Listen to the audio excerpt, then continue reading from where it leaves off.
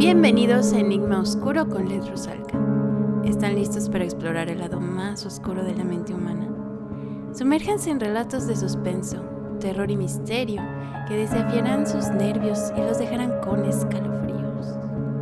Con la cautivadora voz de Led Rusalka como guía, los adentraremos en lo desconocido y descubrirán los secretos ocultos en la oscuridad. ¿Se atreven a descifrar el enigma?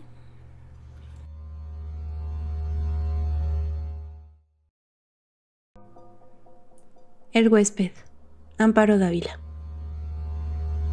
Nunca olvidaré el día en que vino a vivir con nosotros.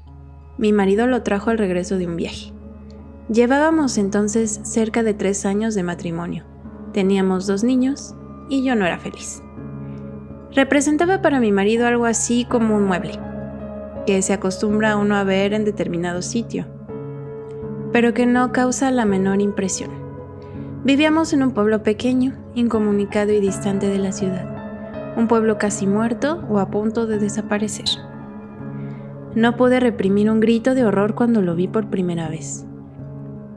Era lúgubre, siniestro, con grandes ojos amarillos, casi redondos y sin parpadeo, que parecía penetrar a través de las cosas y de las personas. Mi vida desdichada se convirtió en un infierno. La misma noche de su llegada, supliqué a mi marido que no me condenara a la tortura de su compañía. No podía resistirlo. Me inspiraba desconfianza y horror.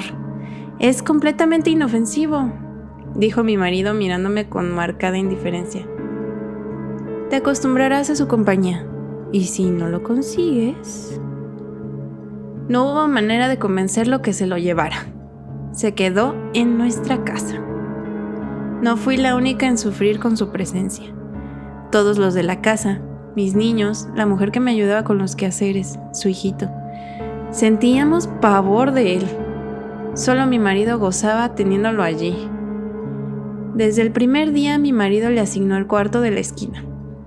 Era esta una pieza grande, pero húmeda y oscura. Por esos inconvenientes yo nunca la ocupaba. Sin embargo, él pareció sentirse contento con la habitación. Como era bastante oscura, se acomodaba a sus necesidades. Dormía al oscurecer y nunca supe a qué hora se acostaba. Perdí la poca paz de que gozaba en la casona. Durante el día, todo marchaba con aparente normalidad. Yo me levantaba siempre muy temprano, vestía a los niños que ya estaban despiertos, le daba el desayuno y los entretenía mientras Guadalupe arreglaba la casa y salía a comprar el mandado. La casa era muy grande, con un jardín en el centro y los cuartos distribuidos a su alrededor. Entre las piezas y el jardín había corredores que protegían las habitaciones del rigor de las lluvias y del viento, que eran muy frecuentes. Tener arreglada una casa tan grande y cuidado el jardín, mi diaria ocupación de las mañanas, era tarea dura. Pero yo amaba mi jardín. Los corredores estaban cubiertos por enredaderas que floreaban casi todo el año. Recuerdo cuánto me gustaba por las tardes sentarme en uno de aquellos corredores a coser la ropa de los niños, entre el perfume de las madreselvas y el de las bugambilias. En el jardín cultivaba crisantemos, pensamientos, violetas de los Alpes, begonias y heliótropos. Mientras yo regaba las plantas, los niños se entretenían buscando gusanos entre las hojas. A veces pasaban horas, callados y muy atentos, tratando de coger las gotas de agua que se escapaban de la vieja manguera. Yo no podía dejar de mirar de vez en cuando hacia el cuarto de la esquina. Aunque pasaba todo el día durmiendo, no podía confiarme. Hubo veces que, cuando estaba preparando la comida, veía de pronto su sombra proyectándose sobre la estufa de leña. Lo sentía detrás de mí. Yo arrojaba al suelo lo que tenía en las manos y salía de la cocina corriendo y gritando como una loca. Él volvía nuevamente a su cuarto como si nada hubiera pasado. Creo que ignoraba por completo a Guadalupe. Nunca se acercaba a ella ni la perseguía. No hacía a los niños y a mí. A ellos los odiaba y a mí me acechaba siempre. Cuando salía de su cuarto, comenzaba la más terrible pesadilla que alguien pudiera vivir. Se situaba siempre en un pequeño cenador, enfrente de la puerta de mi cuarto. Yo no salía más. Algunas veces, pensando que aún dormía, yo iba hacia la cocina por la merienda de los niños. De pronto lo descubrí en algún oscuro rincón del corredor, bajo las enredaderas. ¡Ahí está, Guadalupe!, gritaba desesperada. Guadalupe y yo nunca lo nombrábamos. Nos parecía que al hacerlo cobraba realidad aquel ser tenebroso. Siempre decíamos: ahí está, ya salió, está durmiendo. Él. Solamente hacía 2 comidas, una cuando se levantaba al anochecer y otra, tal vez, en la madrugada antes de acostarse. Guadalupe era la encargada de llevarle la bandeja. Puedo asegurar que la arrojaba dentro del cuarto, pues la pobre mujer sufría del mismo terror que yo. Toda su alimentación se reducía a carne, no probaba nada más. Cuando los niños dormían, Guadalupe me llevaba la cena al cuarto. Yo no podía dejarlos solos, sabiendo que se había levantado o estaba por hacerlo. Una vez terminadas sus tareas, Guadalupe se iba con su pequeño a dormir y yo me quedaba sola, contemplando el sueño de mis hijos. Como la puerta de mi cuarto quedaba siempre abierta, no me atreví a acostarme, temiendo en cualquier momento pudiera entrar y atacarnos. Y no era posible cerrarla. Mi marido llegaba siempre tarde y al no encontrarla abierta, habría pensado... Y llegaba bien tarde. Que tenía mucho trabajo, dijo alguna vez. Pienso que otras cosas también lo entretenían. Una noche estuve despierta hasta cerca de las 2 de la mañana, oyéndolo afuera. Cuando desperté, lo vi junto a mi cama, mirándome con su mirada fija, penetrante. Salté de la cama y le arrojé la lámpara de gasolina que dejaba encendida toda la noche. No había luz eléctrica en aquel pueblo y no hubiera soportado quedarme a oscuras, sabiendo que en cualquier momento... Él se libró del golpe y salió de la pieza. La lámpara se estrelló en el piso de ladrillo y la gasolina se inflamó rápidamente. De no haber sido por Guadalupe, que acudió a mis gritos, habría ardido toda la casa. Mi marido no tenía tiempo para escucharme, ni le importaba lo que sucediera en la casa. Solo hablábamos lo indispensable.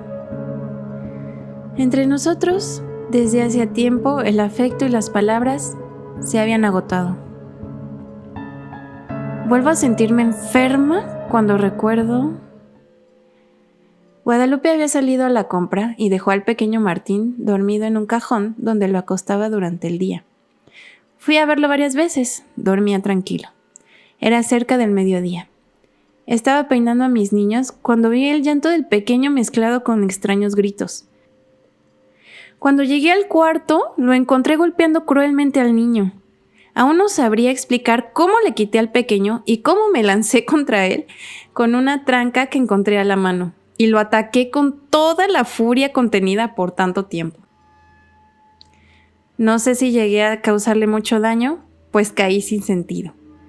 Cuando Guadalupe volvió del mandado, me encontró desmayada y a su pequeño lleno de golpes y de arañazos que sangraban. El dolor y el coraje que sintió fueron terribles. Afortunadamente, el niño no murió y se recuperó pronto. Temí que Guadalupe se fuera y me dejara sola. Si no lo hizo, fue porque era una mujer noble y valiente que sentía gran afecto por los niños y por mí. Pero ese día nació en ella un odio que clamaba venganza.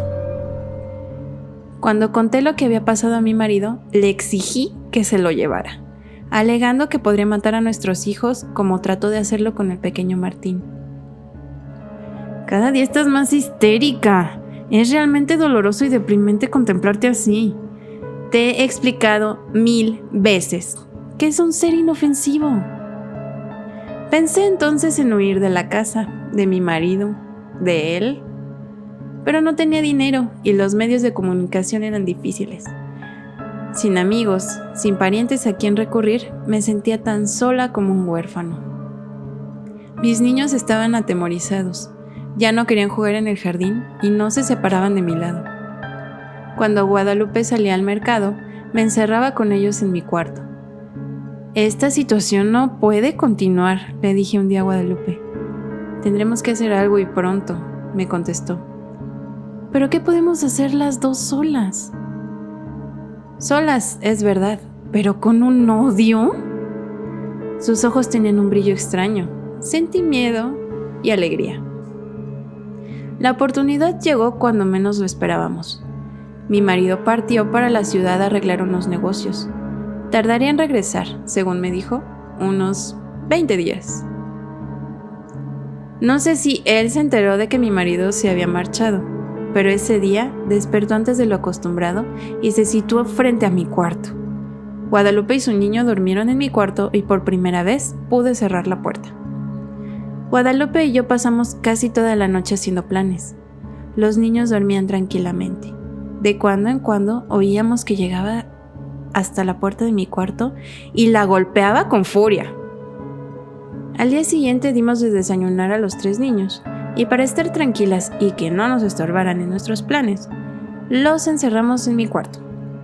Guadalupe y yo teníamos muchas cosas por hacer y tanta prisa en realizarlas que no podíamos perder tiempo ni en comer. Guadalupe cortó varias tablas grandes y resistentes, mientras yo buscaba martillo y clavos. Cuando todo estuvo listo, llegamos sin hacer ruido hasta el cuarto de la esquina. Las hojas de la puerta estaban entornadas. Conteniendo la respiración, bajamos los pasadores. Después cerramos la puerta con llave y comenzamos a clavar las tablas hasta clausurarla totalmente. Mientras trabajábamos, gruesas gotas de sudor nos corrían por la frente. No hizo entonces ruido, parecía que estaba durmiendo profundamente. Cuando todo estuvo terminado, Guadalupe y yo nos abrazamos llorando. Los días que siguieron fueron espantosos. Vivió muchos días sin aire, sin luz, sin alimento. Al principio golpeaba la puerta, tirándose contra ella, gritaba desesperado, arañaba. Ni Guadalupe ni yo podíamos comer ni dormir. Eran tan terribles sus gritos. A veces pensábamos que mi marido regresaría antes de que hubiera muerto. Si lo encontrara así. Su resistencia fue mucha. Creo que vivió cerca de 2 semanas. Un día ya no se oyó ningún ruido, ni un lamento. Sin embargo, esperamos 2 días más antes de abrir el cuarto.